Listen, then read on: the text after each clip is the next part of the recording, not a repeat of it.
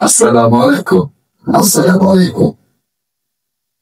আমি খুব দুঃখ প্রকাশ করছি, আমার বোনটা একদম বসে আছে।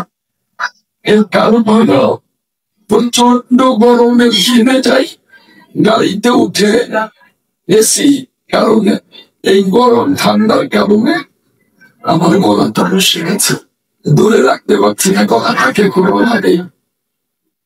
আজকে আমি কি বক্তব্য রাখবো?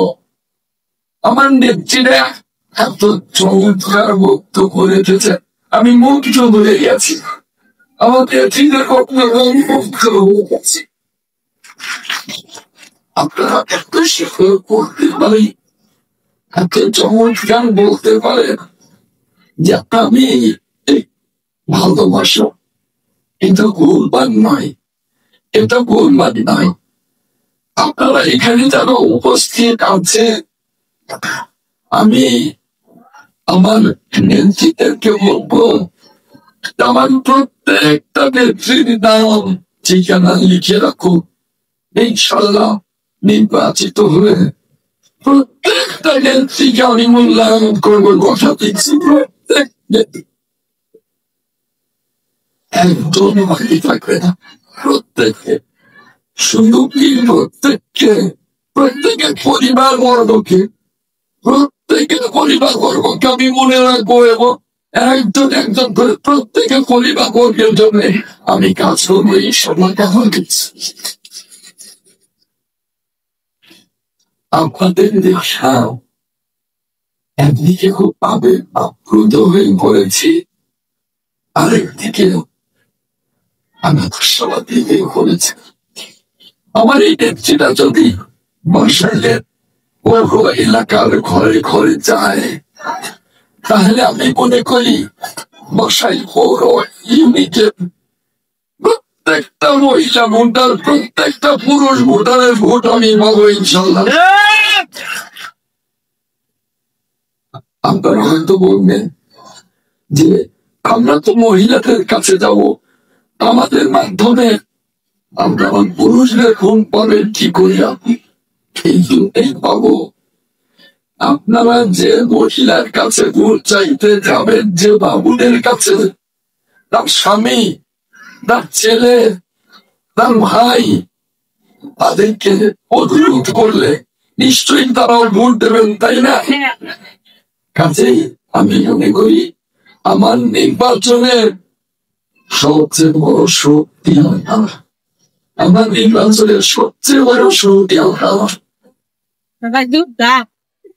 আমি খুব আগেই প্রথম এই ভাষায় যারা বসেছেন আপনাদেরকেও বলছি,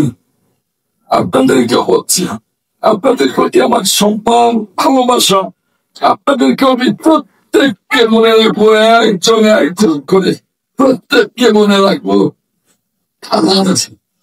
আপনাদের একটা কথা বলি, কথাটা আমি কিন্তু অনেকবার বলেছি, অনেক সমাবেশে বলেছি, আপনারা যখনই বাড়ি বাড়ি ভোট চাইতে যাবেন তখনই শুনবেন যে একটা দল থেকে কিছু ভদ্র মহিলা গেলছে, হয়তো দুই একটা করে, তারা বলবে যে আমরা বেহেশতের টিকিট নিয়ে এসছি, নাউজুবিল্লাহ মিন যালিক।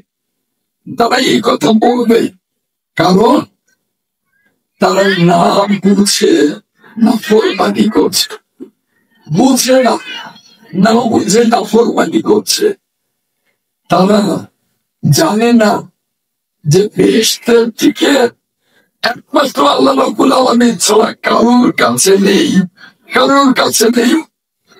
আমাদের নবীজি 1,40,000 পয়গাম্বর, মতান্তরে 2,40,000 পয়গাম্বর, এর মধ্যে আমাদের নবী শেষ নবী, আখেরি নবী, একমাত্র তিনি সুবর্ণের টিকিটটা পেয়েছে। আল্লাহ রাব্বুল আলামিন বলেছে হযরত মুহাম্মদ সাল্লাল্লাহু আলাইহি ওয়াসাল্লাম আমার হাবিব, আমার প্রিয়াদের দোস্ত, আমার রাসূল, আমি তাকে সাফায়াত করবার টিকিট দিলাম। আমার হাবিব যাকে সাফায়াত করবে আমি তাকে বেহেশত নসিব করবো, তাকে বেহেশতের টিকিট দেব। এই যে 1,24,000 পয়গাম্বর, মতান্তরে 2,24,000 পয়গাম্বর, কারোর কাছে সাফায়াত নেই। সাফায়াত আমাদের নবীজির কাছে, কিন্তু তার কাছেও বেহেশতের টিকিট নেই। বেহেশতের টিকিট একমাত্র রব্বুল আলামিনের কাছে। আমাদের নবীজি সাফায়াত করতে পারবেন না, আর কোন নবী সাফায়াতও করতে পারবেন না। সবাই বলবেন ইয়া নাফসি ইয়া নাফসি, আমাদের নবী বলবেন ইয়া উম্মতি ইয়া উম্মতি।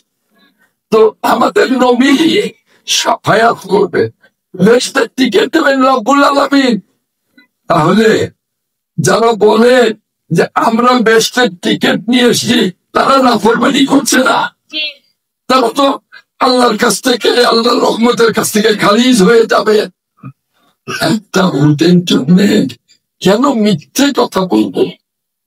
একটা ভূতের জন্য কেন প্রতারণা করবো? একটা ভূতের জন্য মানুষকে কেন বিভ্রান্ত করবো? সত্য কথা বলে জনগণ দেবে, যদি সত্য কথায় না দেয় না দেবে, কিন্তু তাই বলে কোরআন নিয়ে, হাদিস নিয়ে, আল্লাহকে নিয়ে, রাসূলকে নিয়ে কেন আমরা মিথ্যা আশ্রয় নিচ্ছে? আমি বুঝি না। কাল কিয়ামতের ময়দানে তারা কি জবাব দেবে আমি জানি না, আমি বুঝি না। তারা বলে দাঁড়িপাল্লা নাকি কোরআনের মাক্কাম। আচ্ছা বল, দাঁড়িপাল্লা তোমাদের সুপ্রিম কোর্টের মাক্কাম? দাঁড়িপাল্লা তো আমেরিকার সুপ্রিম কোর্টের মাক্কাম। দাঁড়িপাল্লা তো পৃথিবীর সব দেশের সুপ্রিম কোর্টের মাক্কাম। এটা সব দেশের, এটা বিচারের মাক্কাম। আর আল্লাহ রাব্বুল আলামিনের বিচারের মাক্কাম আর ওই রাজনৈতিক দলের বিচারের মাক্কা কি আর হইতে পারে? তাহলে তো আওয়ামী লীগ কইতে পারে আমাদের নৌকা নূহ নবীর নৌকা হবে, নূহ নবীর নৌকা আওয়ামী লীগের নৌকা কি? না।